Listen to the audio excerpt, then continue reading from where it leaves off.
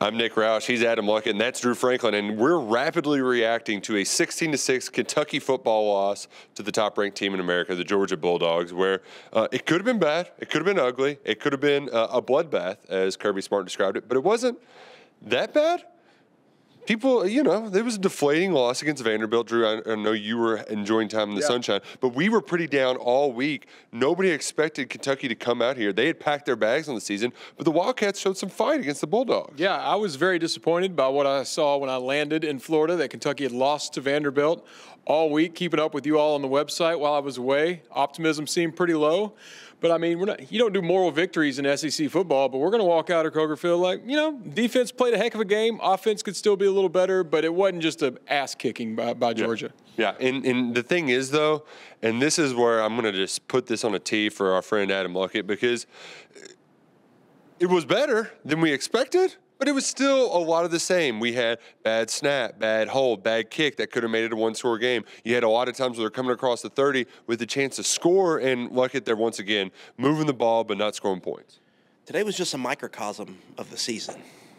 Defense played well. Offense can't score, can't finish drives. You have special teams blunders that takes points off the board. This program came into the year, 2 10-win season the last 4 years, signed a great recruiting class. Like every metric, Nick, this is like a top 20 program. The goal isn't to play Georgia close. Like the goal isn't to cover the spread 4 straight times in this series.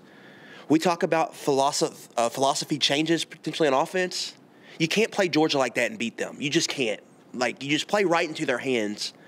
And like it was good to see Kentucky play hard. That was the number one thing I wanted to see. I wanted to see them play with their hair on fire. But at the end of the day, like, I think they show that they can hang with Georgia on a football field, which is what we thought coming in the year. But you have to score. Like, at the end of the day, you got to put points on the scoreboard. 4 SEC games, they scored 2 touchdowns or less. 4. That's half the schedule. 3 SEC games, or all of the SEC games, never scored more than 3 offensive touchdowns. This is not, we're not asking for, like, an offensive explosion, but you cannot play football like this and win. It's just not a winning brand of football. Gary Danielson said after the game, if Kentucky averaged 25 points a game in SEC play, they'd be 9-1. 10-1. 10-1. He said that before the game ended, so they'd be 10-1 if they could just be fine at offense. Just think about that.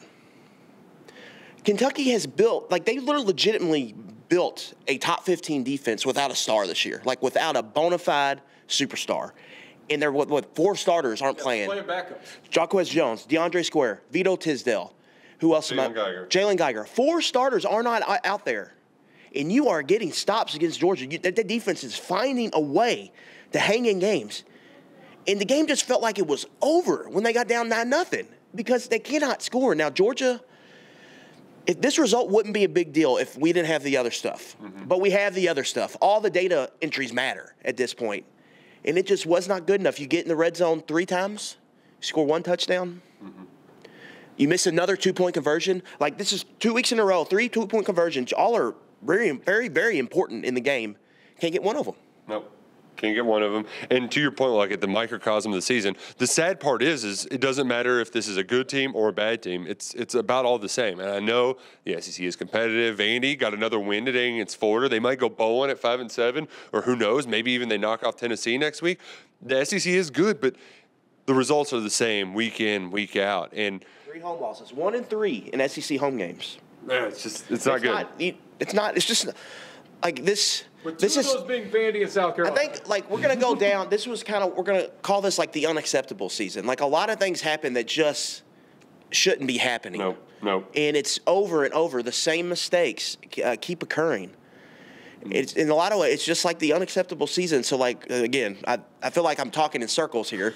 But, like, it's the same thing every week, and it's the same, like, we're just trying to get the offseason. But now, like, you just got to win next week. And there's no getting around that. You have to win that game. If you don't win the game, like, how's the season not a total disaster? Well, if you put the title, Rapid Reactions, Kentucky plays, what game is this for? Because it is a lot of the same. But there was a difference. We got explosive Barryon Brown, Drew. We got big play after big play to Barryon Brown. And it makes many people wonder, how come we couldn't have big play Barryon Brown against Vanderbilt or Tennessee? or any of the other bad pass defenses. Brown having a big game is huge for fan morale, but really, if they don't have that 99-yard drive, I'm walking out of here and kicking trash cans over. That drive at least gave us a little, well, look at that. Where's that been? I mean, if they don't do that and they just keep doing the run, pass, we're walking out here banging our head against the wall. You feel if that was the first drive of the game? Yeah, exactly. You feel totally opposite. It's when it happened. You know what I'm saying? And here's the other part of it too, is that they weren't so different. You had Barryon was trying to shield the sun from his eyes, so they start on the 4, they drive all the way down there. But really, the only difference is they got a 3rd down, they made it 3rd and short, and then converted on a 4th down. They needed to convert on a 4th and 3 to keep that touchdown drive alive. 3rd and 1, 4th and 1. McClain, no gain. C-Rod tackle for loss. Yeah. So you blow stuffed on the first drive. You blow an opportunity to start the game. I think Georgia goes down, kicks a field goal. Yep. You go down, create a red zone possession. You get a 2nd and long. You run the ball. No one in the stadium liked the play call. No one online liked the play call. No one right here in Rapid Reactions liked the play call. And then you get Levis in a tough situation. He just tries to hit a hole shot. Keely Ringo, who's going to be drafted probably in the 1st round here in a few months, makes a great play. Nothing's easy. And then it's just the offense is frustrating. And then, you want to feel good, but, guys, they scored 6 points. They scored 6 points against Georgia and Tennessee, the 2 top teams in your division. Those are the teams you got to beat. You got to score points. And you just can't. You can't not score points. And it was just like we come back to. It's just been the microcosm of the season. The offense just has some moments of success, but can't cash in on opportunities. The defense fights and keeps them in games, but at the end of the day, they don't have it because they can't finish drives. One thing we did get back in this week, though, was we got some more Will Levis running. I'm still calling bullcrap on, he was just feeling better, because in September 7th, we have a date on 3.com. Rich Scangarello does not want to run Will Levis. It was very purposeful. They were not going to run Will Levis until they have to. Well, they have to be able to do anything. It worked well. And you know who else it worked well against last year, Drew? The University of Louisville. Oh, it did. It worked very well against them. The Cards did win today against a 4th-string quarterback in NC State at home, thanks to a kickoff return touchdown. So you can't have any special teams errors. But, Drew, even though all of what Luckett says is true, this is the team we're playing with. Louisville is the team they're playing, and it's in a conference that doesn't play real football. So it should balance the scales, and despite the deficiencies all year, we can still end the season feeling good about ourselves. Yeah, in my eyes, the ACC is still the ACC. Even when Louisville beats an ACC team, it's like whatever. They're playing a different sport than the SEC. I'm still confident against Louisville.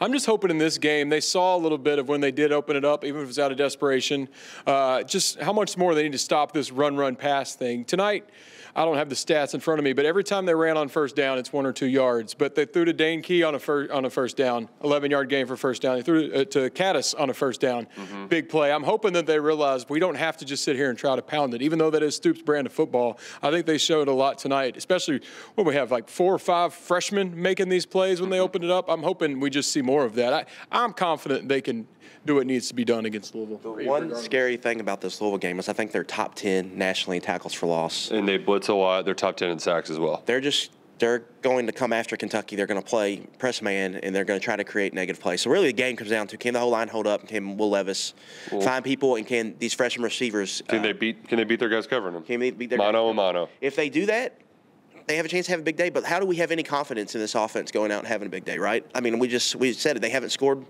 points all year, and that's been an issue. Well, the good thing is, though, is you don't have to score a lot to beat Louisville either. So it comes down. They might be playing a backup quarterback. Down to what the defense can the defense hold them under 21? If they hold them under 21, you're probably going to have a pretty good chance to win. If they don't, you're probably going to lose.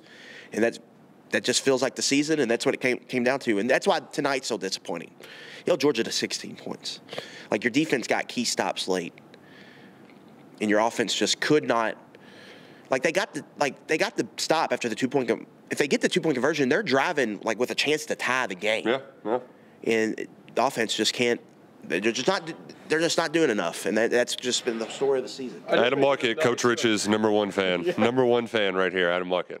It did, learning Kenneth Horsey wasn't going to play 20 minutes before the game. When you already have a pretty bad offensive line, I thought they handled that loss pretty well. Stoops didn't really open up about what that is. It'll explain it Monday. But when you're losing your veteran 20 minutes before kickoff, that's a pretty big adjustment to make against the #1 defense in the conference. All in all, I think it's safe to say not as ticked off as we were last week. So that's a plus. Things could be worse. They could be better. And now you're in a situation where to. You're not necessarily going to salvage this season, but you can at least end with a win. You can win with authority. You can beat your stupid rival. And you know what? Even if it is the same old suck, we can at least feel good about ourselves. I want to be here 1 week from today feeling good about Kentucky, 7-5 season, maybe going to Tampa. Tampa's still on the table. We're going to say a lot and think about a lot of important players in this program next week, and you just want those guys to go out with a win. It's the end of disappointing season with a good taste in your mouth. Yeah. Beat your rival. All right. It's a huge game. Yeah. You got to find out. You cannot go 4-4 at home. No. Like it does not look great.